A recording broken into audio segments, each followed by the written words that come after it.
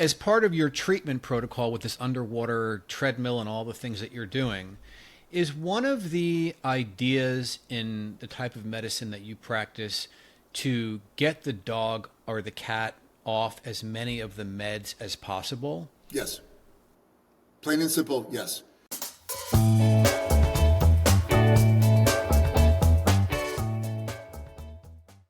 Hi, this is Dr. Randy from Pause, Reflect, and Heal. Welcome to our podcast today. This is the first of our new year, and got some exciting news with me. You'll see a face that may not be obvious to all of you, but I want to introduce my good friend Mark Drucker from the lovedog.com podcast. Many of you have listened to that podcast that I did with Mark. It was a two-part series. It was really fabulous. And we both decided that this would be a great association for someone to come along and act or be in the role of our pet parent. Mark understands the things that many of you are going through. He has a dog, Hank, of his own, and we have addressed some issues and will address some issues down the road. But I think this is a really good association. So if you get a chance, go back to lovedog.com and listen to some of the podcasts. They're very informative. Mark had some great guests on, but he's going to be here helping us with Pause, Reflect, and Heal, and we're very excited to have him on board. So Mark, welcome this morning. That is so nice of you, and I could not be happier to be here doing this with you. I think it's going to be a really productive collaboration. I am attracted to your work because of what you do, the whole holistic, integrative space that you are in and are known for, and it's something that, you know, appeals to me for my own health. And I think it becomes a values-based kind of thing. If I do it for myself, hey, why not try it for my pet, in my case, for my dog? And that is exactly how I have approached my dog's health. I'm now on my third dog, and I've seen the benefits. And what I want to say just at the get-go is that there obviously are benefits, at least from my point of view, benefits to the holistic integrative approach that you take, and also the allopathic Western approach that you always or often mix into your work. And there's a time and a place for both. And right. I feel like you really have your eye on that, and you know exactly what you're doing when it comes to that, in my experience in talking with you. So I couldn't be happier to be here. And you know, what we're going to talk about today is arthritis. Joint pain in pets, where it leads to typically arthritis, especially in older dogs and cats. And I've had my own experience with it. I've had two Goldens that came down with arthritis when they were about 8 or 9. My second Golden just one day was jumping up on the bed and his hind legs collapsed. So then begins the whole, well, what do I do? And how long can this dog go on like this? And how do I treat it? And how do I manage it? And to be honest, I never really found the traditional approaches very effective. Right. I mean, just some medication, some Rimadyl, whatever, it takes away the pain, it works for a day or two, then you have to go back to it. So that to me is not the greatest way to go about something. And I think here we are, it's 2025 now. Happy New Year, by the way. And there's lots of stuff that we can do. So let's make this a conversation about pet arthritis and joint health in our pets, and let's touch a bit on senior dogs as well, because it's big in that area. Sure. And we both know that joint health is central to a dog's health and enjoyment of their life on the planet, because it's about mobility and being able to move around freely and without pain. So I could not be more excited to be here and to talk about this, to lead this season off, because I know it's a condition that so many pet parents are dealing with. And I hope you don't mind, Dr. Randy, but I'm going to be picking your brain a bit. No, it's whatever's left of it at my age, we're in good shape, Mark. I'm not that far behind you, and let's just get going. Sure. Let's just get going and have a good time here.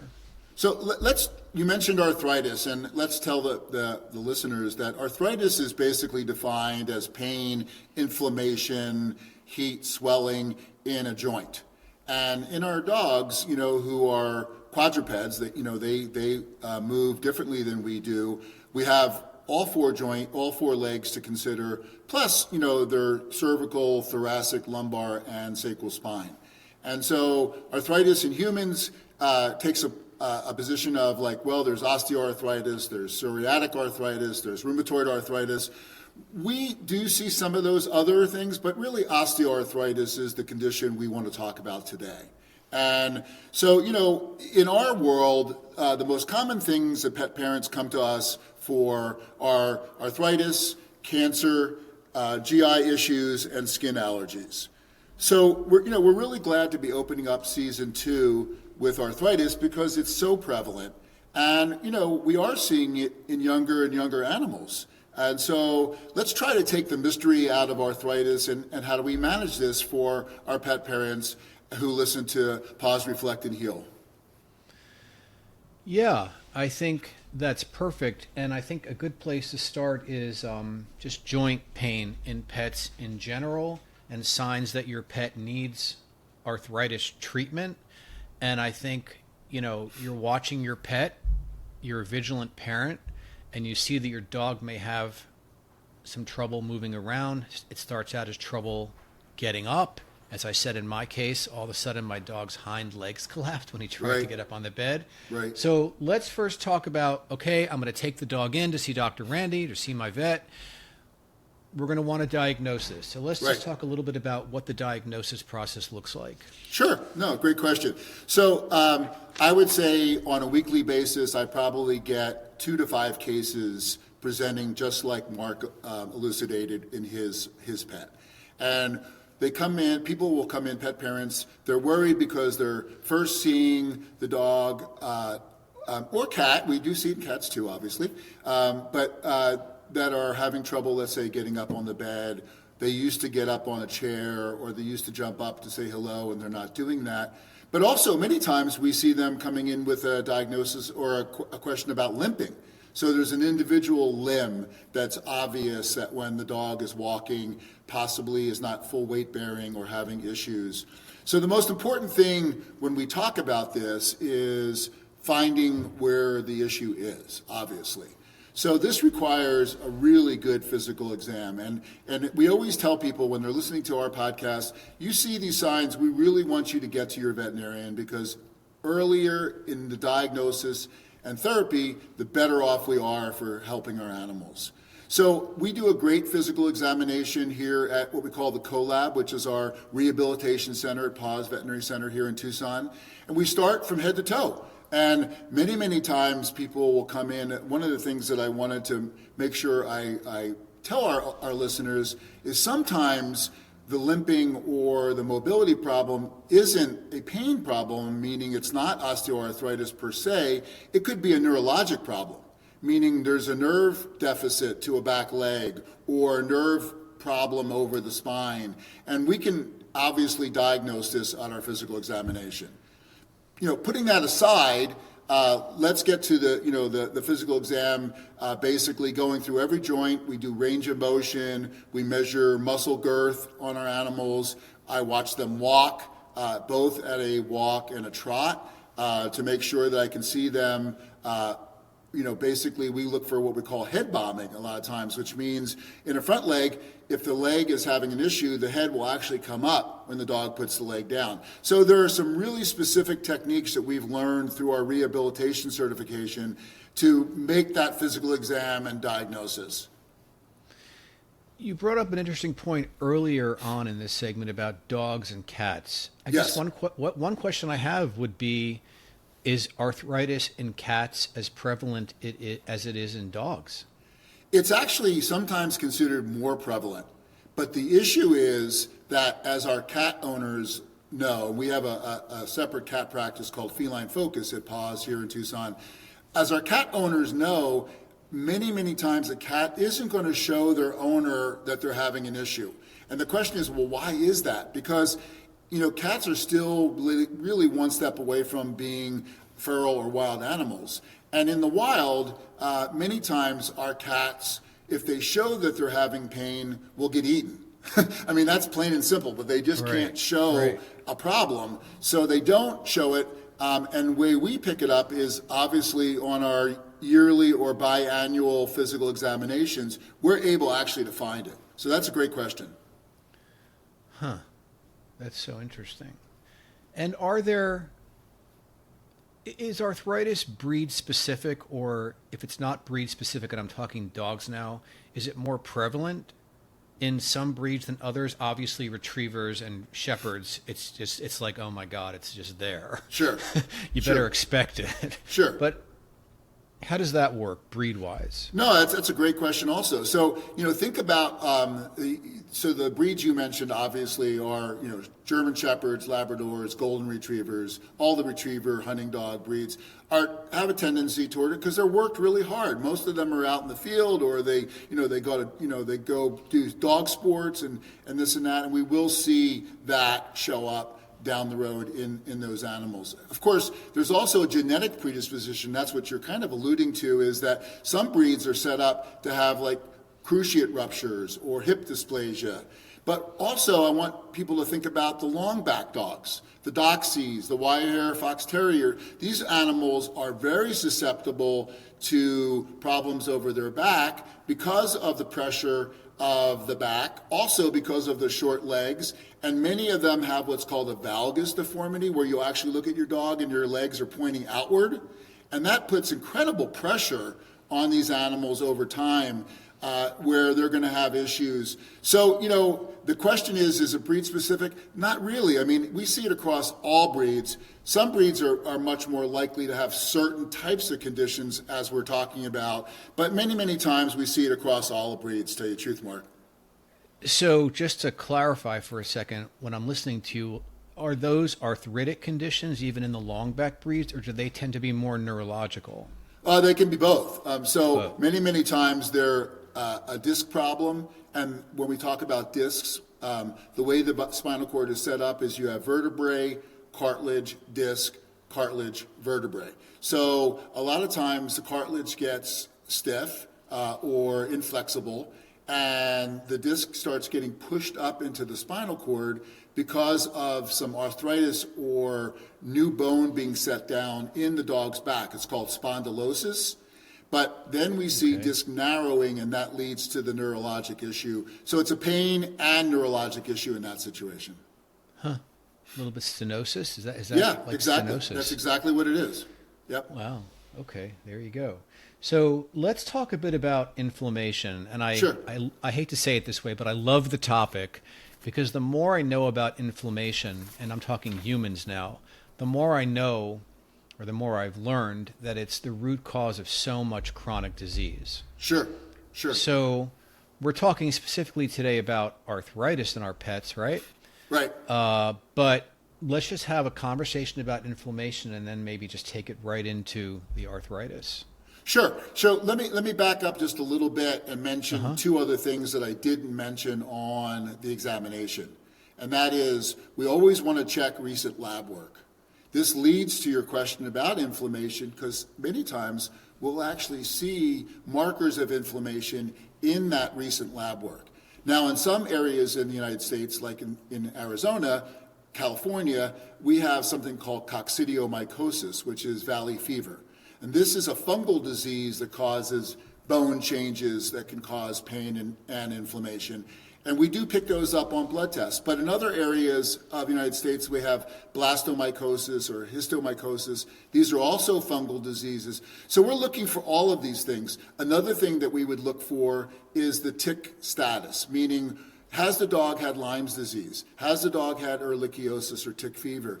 These are very critical in making sure we manage that inflammation or that pain and whatnot.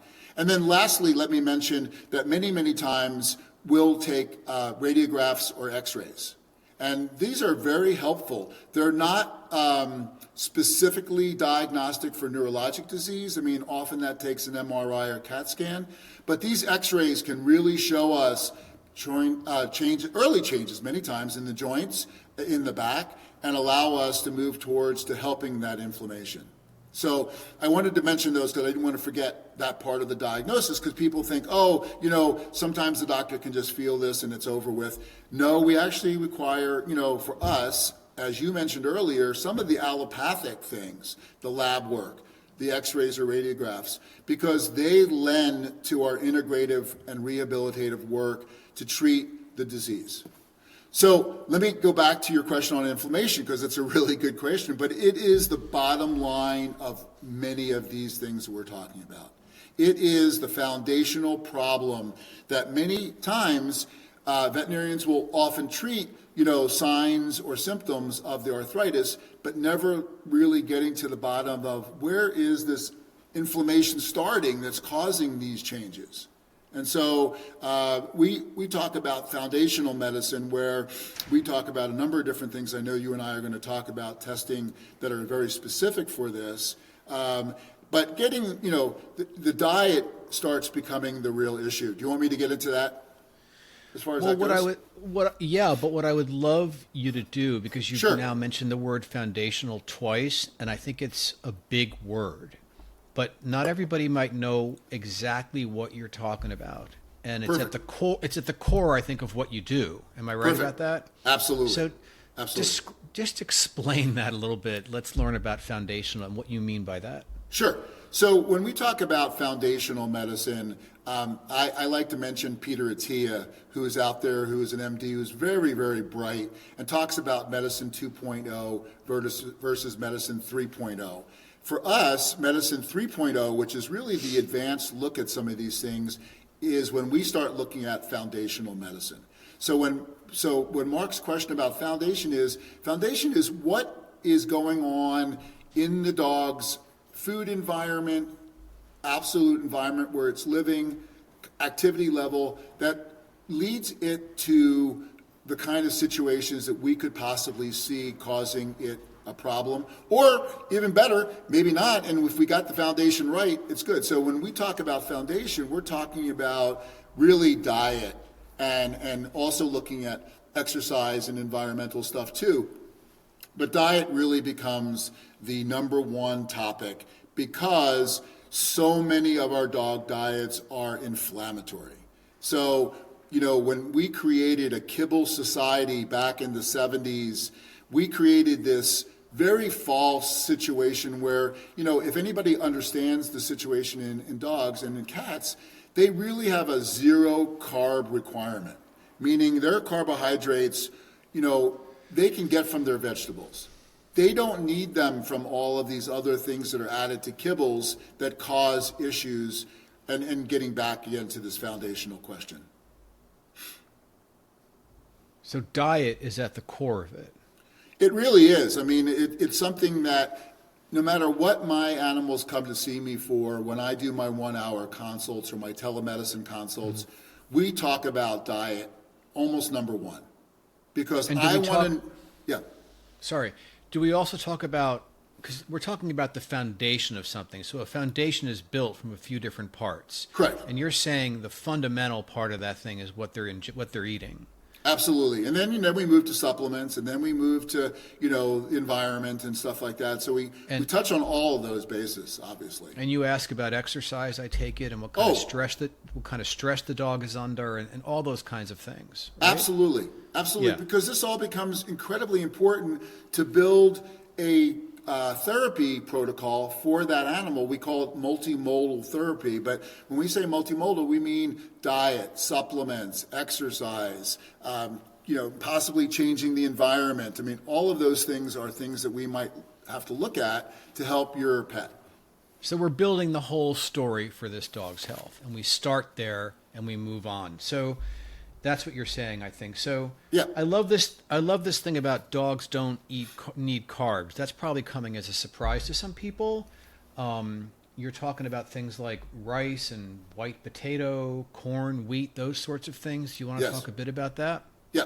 So the two things that I talk about initially with my pet parents when I'm seeing them or talking to them is we want to eliminate all simple carbs from our dog and cat's diet. And when we say simple carbs, Mark also pointed out white potato, rice, soy, corn, and wheat.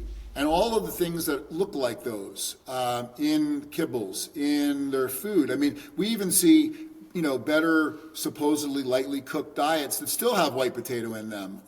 And the question is, why do they do that? And the answer is because it's a filler and because it's less expensive. But for our pets, what that does is turn to sugar and basically cause inflammation. So we want those 4 things out of their diet. The other thing that I mentioned to my clients right off the bat is something called thermogenic property of food. It's a Chinese medicine principle. I'm also certified in Chinese medicine. And when the Chinese have looked at foods in us for thousands of years, and the correlate to our pets is very strong. And that means, like in a situation where we're talking about arthritis today, let's say, cancer or allergy may be the same thing. We don't want anything in the dog's body or cat's body that's going to create heat. And when we say heat, think about this. In human situation, like a habanero pepper or ginger is hot. Watermelon, cucumber is cold. Everybody can probably understand that. There's a wonderful book written called 4 Paws and 5 Directions by a woman by the name of Dr. Cheryl Schwartz that talks about all this if you want more information, because it's a very basic primer in this world. But what I try to do here in Arizona is get 3 of the hot meats out of their diet. And I focus on lamb, venison, and chicken. So I don't want any of those in my dog that I'm treating's diet, because it's basically very important that that they don't have that heat, which would create more heat in their joint, more inflammation. And it's very, you could probably understand how that would work. Question for you on rice, since Yes. I imagine it's a very popular filler. Yes, it is. So my question would be, are all rices created equal? Meaning brown rice, white rice, and wild rice? So wild rice is actually a grass. So it's actually acceptable. But you won't find a lot of wild rice in animals' dog foods. You're not going to see that. You're going to see white, brown, and the iterations of those. So no, I mean, wild rice is actually okay, but white and brown, not so much. And the point being that as the dog digests them, they turn into sugars, and sugars cause inflammation. Right, they're a simple carb, exactly. Okay. Can I mention one other thing too, Mark? Just as a reference, another place to look for a lot of this is a book called The Forever Dog by Dr. Karen Becker. And she talks about a lot of these things so you can understand the science behind a lot of it, which you and I won't have time to get into. But it's a great primer. So to our listeners and people watching us on YouTube, we're going to expand our show notes. So anytime Dr. Randy mentions something like a book, for example, or a testing facility, we're going to put that with links into the show notes. Not to worry, you'll find them there. And so maybe, Dr. Randy, this is a good time to mention that we're going to be starting a new thing with you called Ask Dr. Randy. Yes. And you've been getting some great questions off your Facebook page. I know that. And what we'll do is we'll create some shorts for Instagram and TikTok with a bunch of questions each week. But every 2 weeks when we do this podcast, we'll have another question. And this question will actually go onto your website, drrandyvetpet.com. Yep. Okay? So since I've recently had a question for you about this dark brown smelly wax in my dog's ears, and my dog is a 5-year-old white lab, but prior to him I had 2 male golden retrievers, and growing up I had an Irish setter, and she had the exact same problem. Sure. And I talk to a lot of people I see in the dog park and whatever, and a lot of their dogs have the same problem. Yep. And so, in fact, I'm taking my dog to the vet in about 2 hours to deal with it and get rid of it. But maybe that's a good way to segue into the question. I'm going to take the dog to the vet. The vet's going to clean out his ears, and we're going to treat it probably with some kind of antibiotic, antifungal, whatever. And I know the problem's going to go away for 30 to 60 days. Right. And then what I know is it's going to come back. And it Correct. typically, at least in my experience, comes back in one ear. In Hank's case, it's his right ear. Right. So enough said.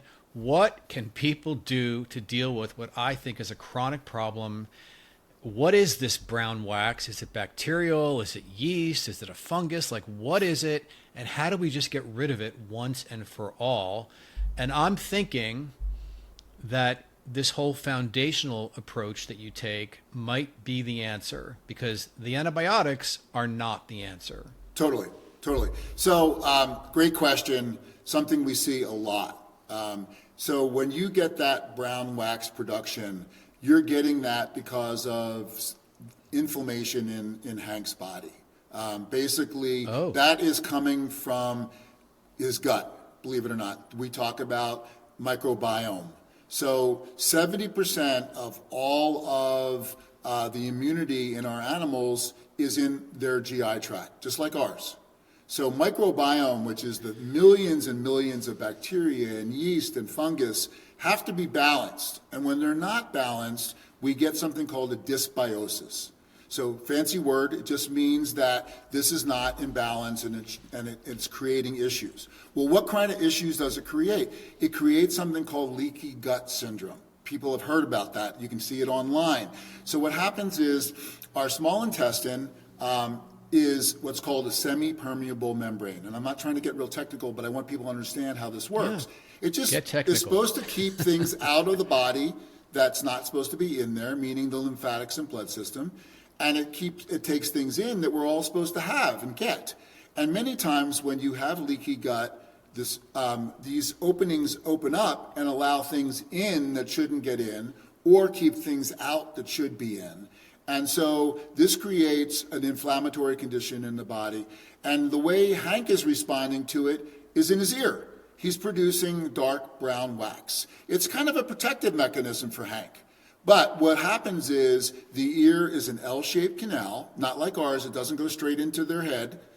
Some of us you can look right through, and you won't have. That's teasing. But the ear canal is an L-shaped canal, and we don't see a lot of time. We see what you're seeing in the vertical area of the canal, but many times it's really also very bad in the horizontal canal leading up to the eardrum.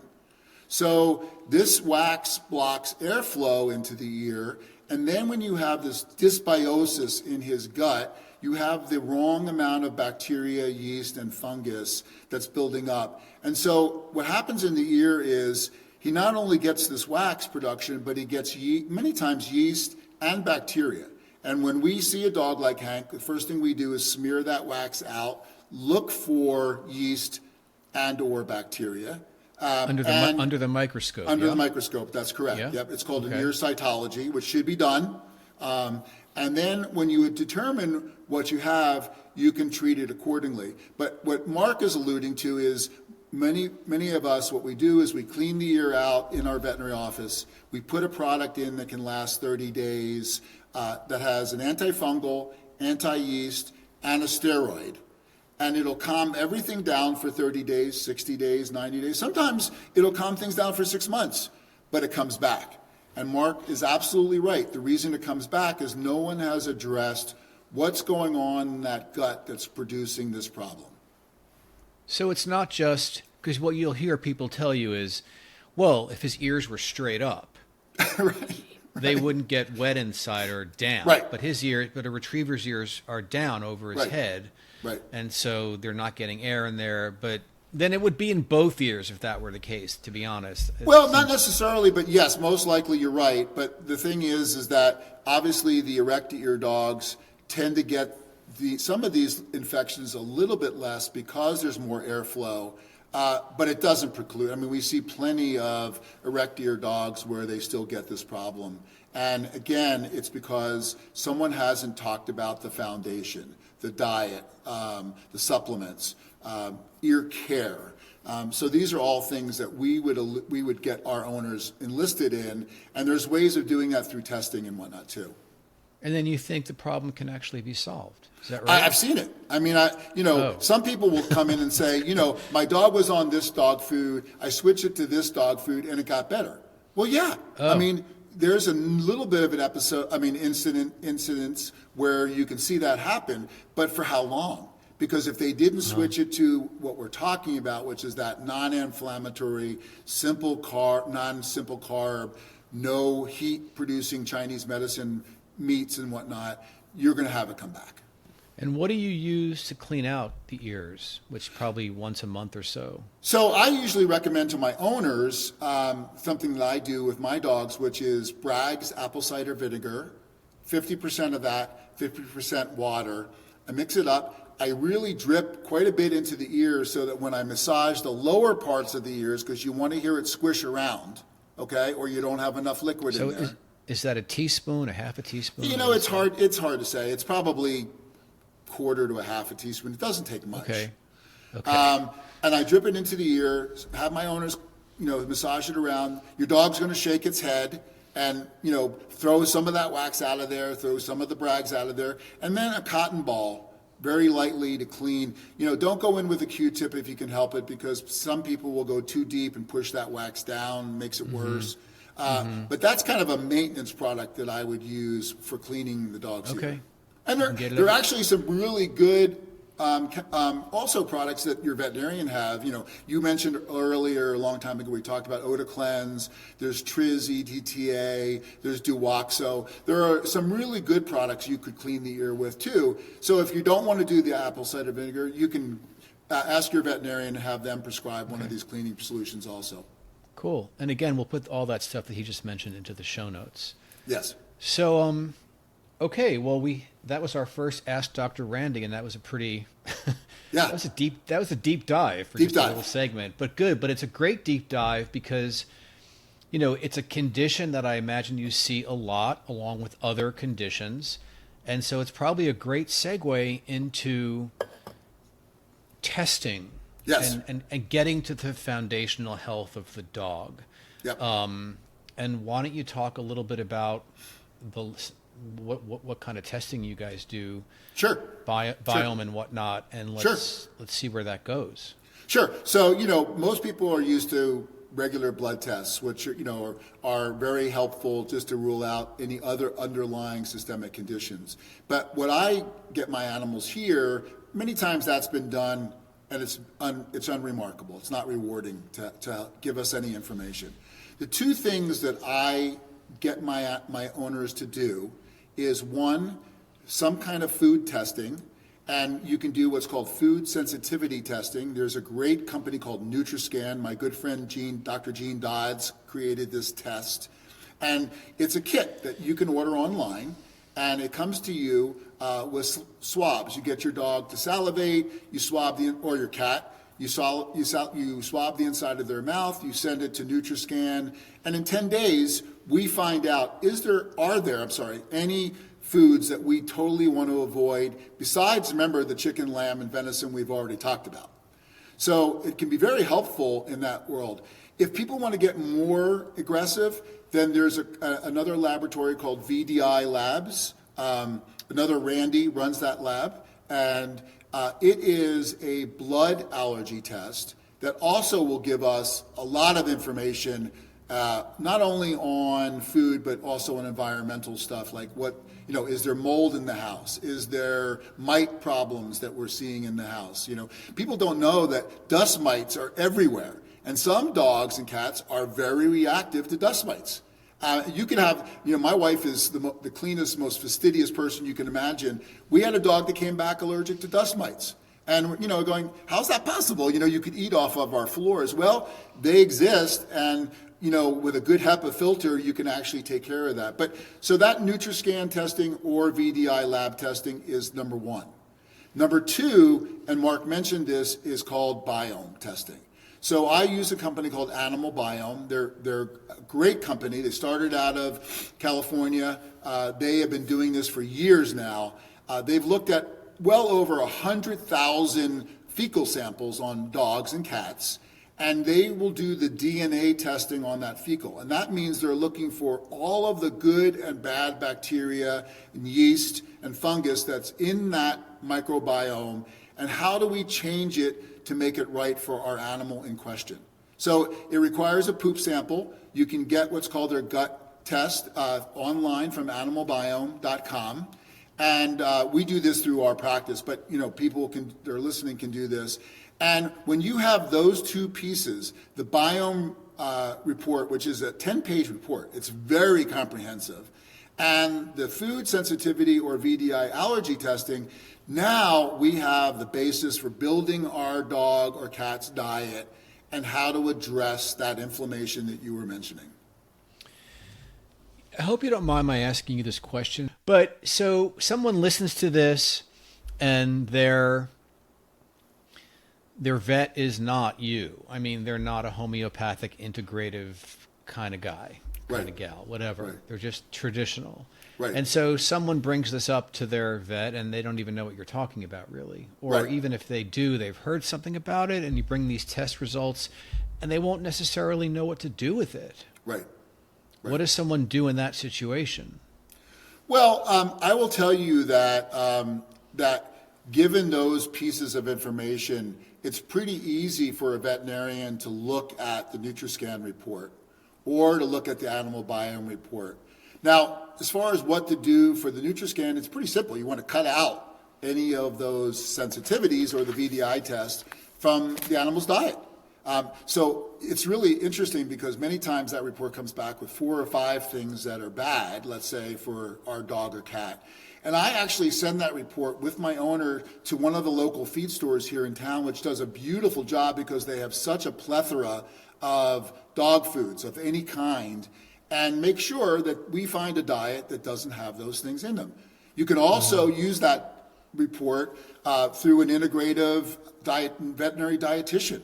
There are some really wonderful people out there that can formulate diets for your pet, not incorporating those things in their food. Okay. Is there an organization people can look to online to find a holistic or integrative vet or nutritionist in their area? The American Holistic Veterinary Medical Association may have that list. I think if you just Google that situation, or send me an email, and I'll send you some information on Donna Radatic or some of these other people. You've talked to Linda Case, who's a wonderful person with this stuff. I'm not sure she's now formulating diets anymore for people, but there are people that will do this for your pet. And a lot of times, even like a company like the Farmer's Dog, which does lightly cooked food, will take this information and make sure that Hank's diet doesn't have rice in it or whatever he might be sensitive to. Oh, no, that's brilliant. So it actually brings me to something that I wanted to mention earlier, but I didn't. I forgot. That one of the things that I love about your approach, this approach, is that it's anything but a one-size-fits-all approach. Correct. I mean, at this point, we're really looking at, as you say, the animal's foundational health, which is going to be, while there are common themes, obviously, it's going to be different for each animal. And you're saying, in this case, here's what we will do. And the next animal that comes in, the next pet, it might be something completely different. Absolutely. To get at the arthritis, which is the common denominator. Right. Right. But the foundational health you might find is quite different for each pet. And therefore, the course of treatment and how you manage it is also going to be different. And I think that's one of the, in the more traditional approach, somebody comes in with arthritis, give them this pill, and that's oftentimes, even today, how far it goes. So you can see why I love this, and I get excited about hearing you talk about it, and I hope everyone else, does too. So. Okay, so that's a pretty good rundown on the testing, right? Yep. Let's move on to, so we've done the diagnostics, we've done the testing, we see what's going on. One question I have is, I think this is really important. It's actually a question that relates even to the ear condition we talked about earlier with Hank. Sure. You find the arthritis, or you find the condition in their ears, and there's, for lack of a better way, since I'm just a regular person, you're dealing with an acute situation. The dog is obviously uncomfortable. The dog is in pain. Right. And am I right to think that, okay, so let's treat the infection in a very traditional way. Let's get rid of it. Right. And let's get the dog out of pain. Right. And get the dog comfortable. And then we begin to look at, we can simultaneously be doing all the testing, but then we look at something to sort of keep the acute nature of the condition from coming back Yeah. and we manage it more as a chronic one. Does that make sense to you? Absolutely. It makes no sense for someone like myself to go through all of these ramifications of looking at foundation and whatnot without dealing with the issue. So if the issue is pain, yes, we have to deal with it. And whether we deal with it through, let's say, an NSAID like Rimadyl or Minoxidil or Deramax or gabapentin or amantadine, or we deal with it through something like Adequan, which is a natural product that we actually give that makes the cartilage imbibe water. We use this through our rehabilitation protocol that we do here at CoLab. But we've got to get rid of the pain. There's no question. I mean, I can do all of this stuff, but if the dog's still hurting, I'm going to get a call in a day or two like, come on, my dog's still really hurting. We didn't do anything. Yeah. Well, we will definitely do that. One thing I want to mention, and we're kind of going back and forth, but when you said the ear thing, so my concern about the ear thing is that I don't want to see that dog on oral antibiotics if I can help it. Because now we're going to mess up that biome. Because oral antibiotics are the reason why, like in the situation with women, they get candida, which is a yeast infection. The reason why they get that is their biome is all out of whack because they've been on so many different oral antibiotics, we don't know what is right anymore. So in the ear situation, that's treated topically, okay? Where we talked about cleaning, putting something in the ear. Great, let's leave it right there. Don't have to complicate matters by putting it on an antibiotic, okay? So in the pain situation, yeah, we have pain medicines, and they do alter the biome somewhat too. I agree. But we haven't even talked about supplements yet, which really will help many times lower the necessity for some of those pain medicines and also aid in the multimodal therapy we talked about. I think I hear you saying, let's talk about supplements. Yeah, let's get to it because I want to make sure we have time to do that. So, yeah. So again, on these types of arthritis cases, there are set ones that I would always go to and talk about. One is a really good source of omega-3, 6 fatty acids. Omega-3, 6s are from fish oil. They can be also from plant oil. There's vegan-based ones. We don't want omega-9s. They're inflammatory. So a regular fish oil capsule has 3, 6, and 9 omegas. We don't want that. We can do an omega-3, 6 from fish base. There's a product called Omega True Benefits or Dermaquin, which is made by Nutrimax. These are companies that do make these products. There's also over-the-counter ones. We want that. Why do we want that? Because omega-3s and 6s are anti-inflammatory. They're also joint moistening. So they moisten the joint through the, it's almost like thinking about the Tin Man in Oz, but using an oil can. We're trying to get some moisture into that joint to help the cartilage. Go ahead. You were going to ask? Just because I know a tiny bit about this, EPA omega-3s and 6s? Yep, EPA, DHA, yep. You want to just mention that? Because they're not all created equal, just like rices are not all created equal. Well, again, most of the time, like, you're really looking to get the omega-3, 6s in there, which is usually EPA, DHA, or DLA, I believe. I'm not up to date on all of the omegas, but there's lots of them out there. We're just trying to avoid omega-9s, and I don't remember what the omega-9 initials are, quite honestly, right off the top of my head. So that's really number one. Number two is everybody comes in on their animals being on a glucosamine product. And, there's some really good glucosamine products like Dasaquin Advance is a really good glucosamine. But recent research, and my good friend Christine Colomanico through a company called Pet Jope, have looked at the last 2 years, there have been 9 research papers to show that a product called Ultra Collagen 2 is much better getting into the joint and helping with the inflammation and moistening the cartilage. And so Ultra Collagen 2 doesn't have to get through stomach acid like glucosamine does. So we use a lot of Jope, J-O-P-E, which is Ultra Collagen 2, turmeric, and it does have a little bit of omega-3s in it also. And that's a great supplement. It's a chew. Most dogs eat it readily. A great supplement for our dogs.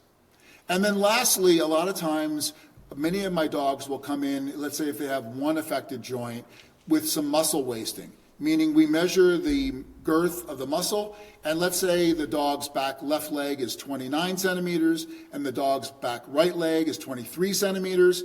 That right leg has had muscle atrophy because it's not being used properly. And so there's a product out there that came from the human world called Myos. They used it in us when they were doing shoulders and knees and hip replacements so we wouldn't lose muscle. It stops naturally something called myostatin, which is the enzyme that breaks down muscle. So we use Myos canine in the dog. And what it does is it stops the muscle breakdown while we're working to build it up through our entire rehab program that we do. Those are three basic supplements that I would point people in the direction to. Okay. I think we're ready to sort of wrap this up. Okay. We've passed, unless there's anything else that you want to say that we haven't said so far, we've talked about a lot. We've kind of gone deep. I think a good way to end this show would be, we've gone through all this. What is my long-term, for arthritis, for pet arthritis, and an integrative medical approach to, joint pain and to arthritis? What does a treatment program typically look like? So the dog is coming in, he or she, or the cat's coming in 7, 8 years old. Yep. Right? And they've got 5, 6, 7 good years left At of least. life. Yeah. At least. So what's it going to look like for the patient and for the client? So, to summarize, we've now worked on food, we've worked on supplements, we've looked at certain testing to elucidate what's going on. So our protocol would be, in most of our dogs, let's say, a rehab protocol, meaning we would utilize things like underwater treadmill, cold laser, therapeutic ultrasound, pulsed electric magnetic therapy. These are things that most practices don't have, but this is what we do here at CoLab as part of Paws Veterinary Center. And that is just to strengthen the animal, to get that area, let's say it's one leg, to get that leg stronger, to get the nerve memory to be forgotten. Because once they get in water that's up to their groin, 70% of the weight is off of that dog. And so now they can utilize that joint properly, along with, we give our owners therapeutic exercises to do at home. So the long term is we will do that short term, obviously, till we get to a point where we feel like they've made some progress. We've built up some muscle. They're using the leg better. They don't have as much back pain. And then basically because of the exercises, because of the food and supplement changes, we'll check that animal out in 3 months and 6 months and see how we've done. Sometimes they want to stay in rehab longer. Sometimes they want to do Adequan, which is the injection I explained to you, do it longer. But these are the things that we're working at being proactive so that we're not seeing their animal. I laugh about chiropractors because I tell people I'm not a chiropractor, so I don't need to see you every week to treat the problem. We want to get it on a protocol. Let's say it's a 4-week bi-weekly treatment in rehab, and then graduate this animal. And we've done the same for cats many, many times. We've actually had cats in our underwater treadmill, if you can believe that. And, these are things that we can do, but it's a matter of we're trying to get proactively on a situation where we don't have to see that animal all the time. We're not dealing with the chronic pain issues all the time, and we're really building that animal up or being proactive. And Mark, let me mention one more thing, because I didn't mention this, and it's very important. The other thing is pet obesity. So we talked about food, we talked about simple carbs. Many of these animals are overweight. 59 to 60% of our pets, our dogs, are overweight. In cats, it's even higher sometimes. And so if we address the things we talked about with the simple carbs and getting them on a better quality protein diet, many times the weight will come off. They're in rehab, so now they're exercising where they can move. The weight will come off. But I see veterinarians where, especially surgeons, that are operating on dogs' knees, let's say, a TPLO for a cruciate repair, never talk about diet. And the dog is humongous. So what's going to happen? They're going to get that knee better. The other knee's going to tear. We've got to be proactive about all of this, and obesity is a huge problem in our pets. Well, if you don't mind my telling you just a story for a minute. So Hank comes from Colorado, where I lived for a couple of years. And just like the people out there, the dogs are in good shape. Right. Now I'm on the East Coast and I'm walking, him all over the place. And the dogs here are a lot heavier.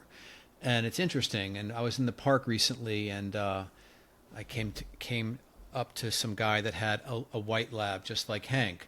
And the first thing the guy says to me is, when are you going to start feeding that dog? Right. Now, Hank Right. is 86 pounds. Right. He's perfect. He's a perfect weight. Right. He eats all day. And my comment to him was, when are you going to stop feeding yours? That perfect question. Perfect And question. he just laughed. But Yep. a lot of these dogs are huge. And Yep. I will also say, when I look at, I'm not innocent here because I look at pictures of my last dog, my golden, and I could not believe how heavy he got. Yeah. And you don't see it. Right. Right. You live with the dog every day. You don't see it. Eventually, he did trim down. But so that's just kind of a funny story. And yes, we see these obese dogs all the time, and it's actually quite sad. Yeah, and let me tell you something that's very interesting statistic. When we talk about the 59 or 60% of dogs that are overweight or the cats, when you ask the owners, is your dog overweight? Less than 6% of people will say yes. And the number we're looking for is something called a BCS score, or body condition score. That should be on every veterinarian SOAP, meaning your examination. BCS is graded from 1 to 9. Some people do it 1 to 5. We like 1 to 9. But 5 is ideal. And that means you look at your dog from down below, and there should be a waistline. You also should be sometimes able to see a little bit of rib. But those people that see Hank in that condition will say, oh, he's too thin. But not at all. Not at all. So just be aware that the BCS score, and there's a great website called Pet Obesity. Just look at it online, and you can find all this information out too. Okay, there you go. So I have one last question. It's kind of philosophical, and then we're going to conclude. Sure. Okay? As part of your treatment protocol with this underwater treadmill and all the things that you're doing, is one of the ideas in the type of medicine that you practice to get the dog or the cat off as many of the meds as possible? Yes. Plain and simple, yes. Because there isn't a medication out there that doesn't have side effects. And many times there are 2 or 3 side effects. And so a lot of times we're dealing with medicine problems and not, just foundational problems. I mean, medicine's causing some issues. Right. Now, as we've talked about, in integrative medicine, we believe in allopathic, we believe in medicine, okay? But to a limited degree. And the bottom line is that many of these medicines are causing us problems. So the goal for me as an integrative vet is to have them on the healthiest protocol possible with food and supplements and the right type of exercise, and trying to avoid some of these. Now, not all of them. So, for example, in pain, I like gabapentin because it's a pure pain product. It has little effect on the kidney and liver in a dog or cat, whereas Rimadyl or Vetprofen or Carprofen is an NSAID, and it can ulcerate their stomach. It can cause liver and kidney issues on a long-term basis. So again, these are things that we can trade off and hopefully work towards using something if we need to, but much safer. Okay, I love it. Well, I think this was great. Yeah. I learned a lot. We got through a lot, and you've answered a lot of my questions. And thank you, and thank you again for having me. Sure. And if you're a listener or watching this and you got a lot out of this, hit the subscribe button. Absolutely. On YouTube. Follow us on your favorite podcast app, and like us and comment and send in those questions. Join us on our Facebook page, Dr. Randy Pet Vet. And I look forward to the next one. In fact, why don't you mention the next one, episode number 2 of season 2? It's going to be very special. Yeah, I mean, for those of you listening, and if you're not, pass this on to your friends. In 2 weeks, in episode 2, we have Dr. Andrew Weil, probably the foremost integrative MD in the world. 8 bestseller New York Times bestseller books, has his own gigantic integrative medical center at the University of Arizona, started Miraval and many, many other type of projects. And this guy is the person that really stimulated me to get into all this. And this was many, many years ago. I've been practicing for 43 years. 30 of those years came because of Dr. Weil to really change and give you this kind of information. So if you get a chance, make sure you get a chance to listen to episode 2 also, because it'll be incredibly informative. I'll tell you, you won't miss anything, and you will learn a lot from this man. He's a wealth of knowledge. And I think episode 2 should be out at the very end of January, just FYI to people. Right. Okay. All right. Let's wrap this up. Thank you so much. It's great to see you, and I look forward to the next one. It was great. Enjoyed talking to you.